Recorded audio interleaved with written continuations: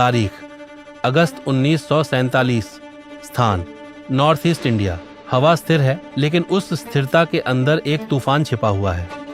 गांवों के बीच से गुजरती पगडंडियों पर लोग धीरे धीरे जमा हो रहे हैं। कोई खुलकर कुछ नहीं कह रहा, लेकिन हर चेहरे पर एक ही सवाल है, कल जब सूरज उगेगा तब हम किस देश के होंगे।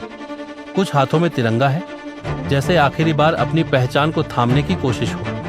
और तभी दूर कहीं बिना किसी शोर के कागज पर एक लाइन खींची जाती है, इतनी पतली कि नजर भी मुश्किल से आए, लेकिन असर ऐसा कि सदियों पुराना रिश्ता एक पल में टूट जाता है। एक तरफ रह जाता है पहाड़ों में सिमटा त्रिपुरा, और दूसरी तरफ छूट जाता है उसका वो मैदान जो कभी उसकी सांस हुआ करता था। और यहीं से कहानी अचानक करवट लेती है। तारीख 15वीं सदी। स्थान त्रिपुरा किंगडम। अगर समय को पीछे मोड़ा जाए तो तस्वीर पूरी तरह बदल जाती है। आज का छोटा सा त्रिपुरा कभी इतना सीमित नहीं था। ये एक विशाल और जीवंत राज्य था। इसकी सीमाएं सिर्फ पहाड़ों तक सीमित नहीं थीं, बल्कि मैदानों से होते हुए आज के बांग्लादेश के अंदर तक फैली हुई थीं। नदियों के किनारे बसे समृद्ध कस्बे, धान के खेतों से भरे मैदान और पहाड़ों में बसी जनजातीय जिंदगियां सब एक ही शासन के नीचे सांस ले रहे थे।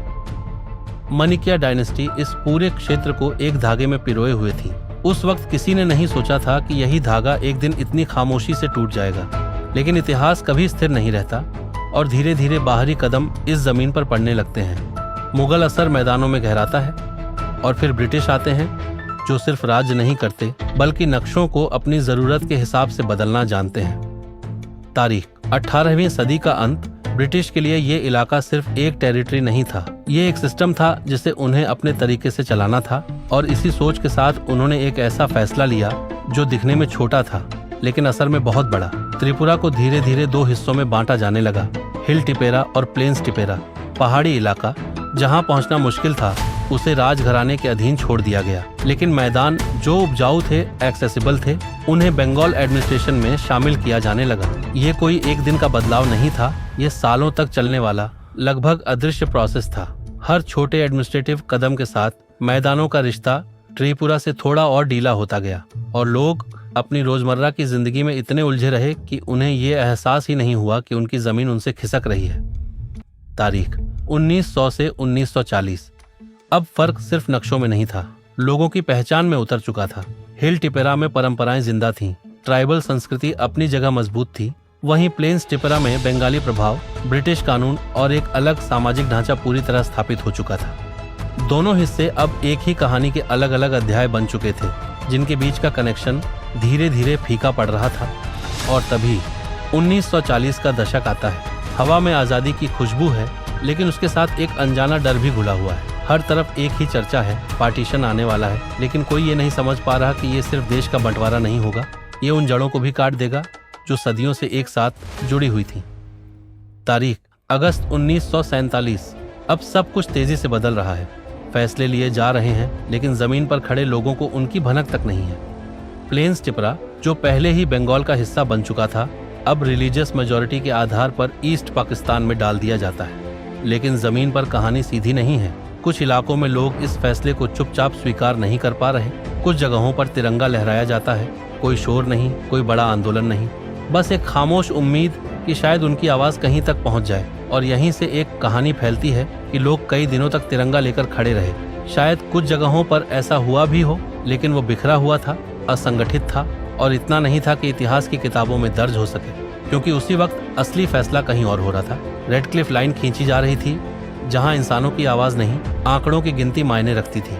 कौन कितनी संख्या में है वही तय कर रहा था कि कौन किस तरफ जाएगा। और इसी एक कैलकुलेशन ने उम्मीद और हकीकत के बीच की दूरी को हमेशा के लिए तय कर दिया। तारीख 1949। स्थान अगरतला पैलेस, त्रिपुरा।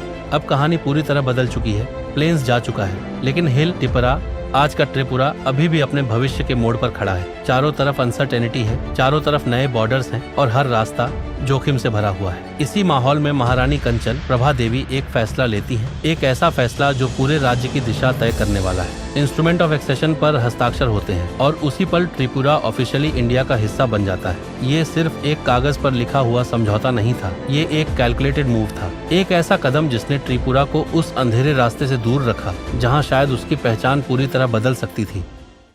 तारीख 1971।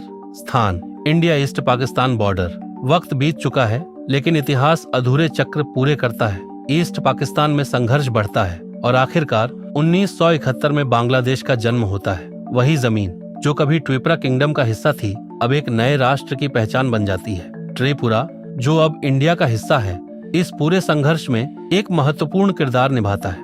लाखों लोग यहाँ शरण लेते हैं, सरहदें फिर से मायने बदलती हैं और अतीत की परछाइयां एक बार फिर सामने आती हैं। लेकिन अगर इस पूरी कहानी को ध्यान से देखा जाए तो एक सच्चाई साफ नजर आती है। त्रिपुरा ने अपना हिस्सा एक दिन में नहीं खोया था।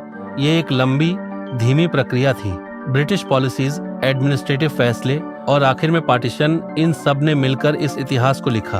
और जहां तक उन तिरंगों की बात है, शायद वो सच में कुछ हाथों में लहराए थे, शायद कुछ दिलों में उम्मीद भी जगी थी। लेकिन इतिहास हमेशा उम्मीदों के हिसाब से नहीं चलता। इतिहास उन फैसलों से बनता है जो अक्सर सबसे ज्यादा खामोशी में ले जाते हैं। और अब सवाल ये है, अगर आप उस दौर में होते तो क्या करते? क्या आप भी उस तिरंगे को थामे रहते या हालात के साथ खुद को ढाल लेते? अपनी सोच नीचे कमेंट में जरूर लिखें, क्योंकि हर नजरिया इस कहानी को और गहराई देता है।